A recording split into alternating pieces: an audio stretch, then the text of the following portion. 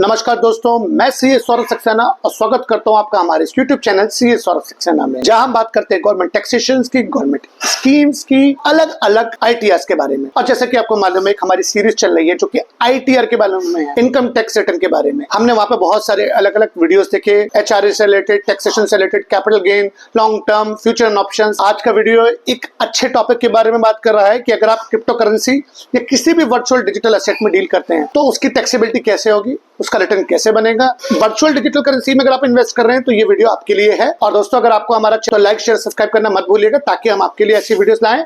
और अगर आपकी कोई भी क्वेरी हो इनकम टैक्स से रिलेटेड तो आप हमें नीचे कमेंट सेक्शन में डाल सकते हैं, हमारी टीम आपको जल्द से जल्द कॉन्टेक्ट करेगी। तो दोस्तों, आज का वीडियो बात कर रहा है वर्चुअल डिजिटल एसेट्स के बारे में। वर्चुअल डिजिटल एसेट्स क्या?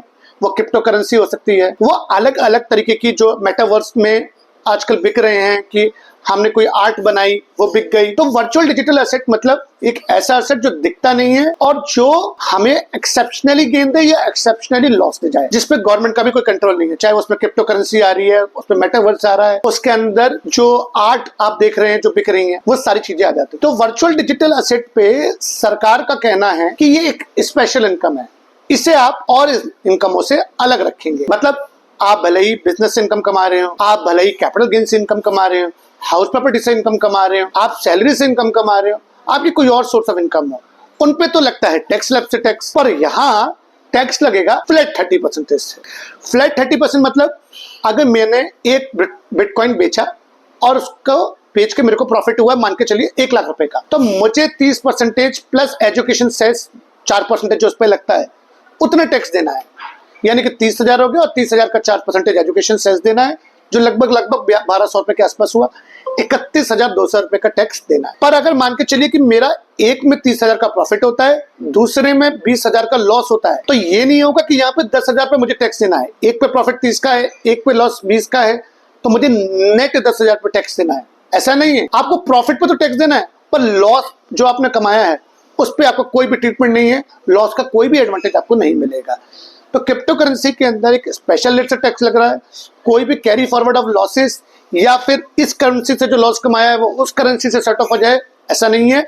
यहाँ टैक्सेबिलिटी होती है करेंसी वाइज। अगर आपने ट्रांजैक्शन वाइज, अगर आपने एक में प्रॉफिट कमाया है, एक में लॉस कमाया है, तो आप प्रॉफिट वाले पे टैक्स दीजिए, लॉस वाले का कोई भी एडवांटेज नहीं मिलेगा। तो ये रहा टैक्सेबिलिटी का तरीका। टैक्स भी सीख लिया। पर अब मैं जब इसे आईटीआर फाइल करने जाऊंगा तो मैं इसे किस हेड में डालूं? मैं इसे बिजनेस हेड में डालूं, वो पूछता है, या मैं उसे कैपिटल गेन हेड में डालूं?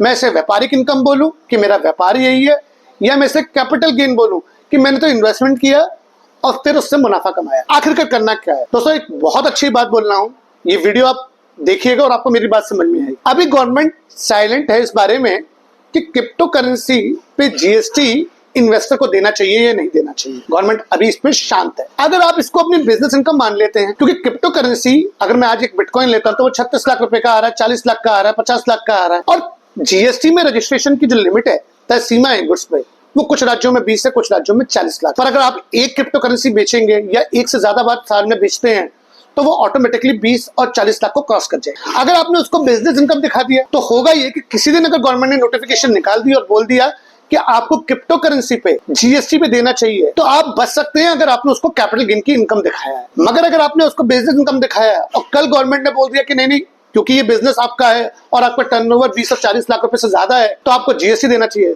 तो आप पे आ जाएगी अननेसेसरी जीएसटी की लायबिलिटी। देखिए, आप कैपिटल गेन चूज करें या बिजनेस चूज करें, दोनों में फ्लैट 30% का टैक्स लग रहा है। कोई छूट तो है नहीं ना, कुछ अलग से बेनिफिट तो है नहीं ना कि मैं कैपिटल गेन लूं या बिजनेस लूं तो मेरा टैक्स रेट में डिफरेंस आ रहा है।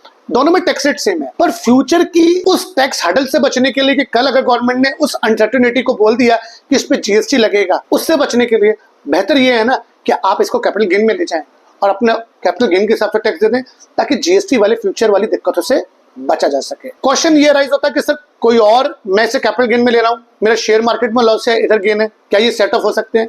बिल्कुल नहीं होंगे, क्योंकि ये स्पेशल करेंसी है, स्पेशल इनकम है, इसका गेन किसी और इनकम से सेट ऑफ या किसी और लॉस से सेट ऑफ नहीं हो। तो दोस्तों, मैं इसको रैप अप करूं तो वर्चुअल डिजिटल एसेट पे 30% का टैक्स लगना है। करेंसी और ट्रांजैक्शन वाइज टैक्स लगता है। एक में लॉस हो, एक में प्रॉफिट हो तो प्रॉफिट पे टैक्स देना है। लॉस और प्रॉफिट आपस में एडजस्ट नहीं होंगे, किसी और इनकम से ये एडजस्ट नहीं होगा।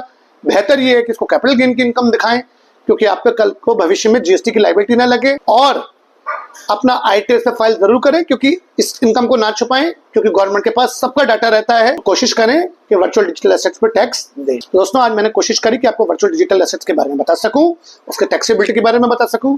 और अगर आपको हमारा ये वीडियो पसंद आया हो तो लाइक शेयर सब्सक्राइब करना मत भूलिएगा।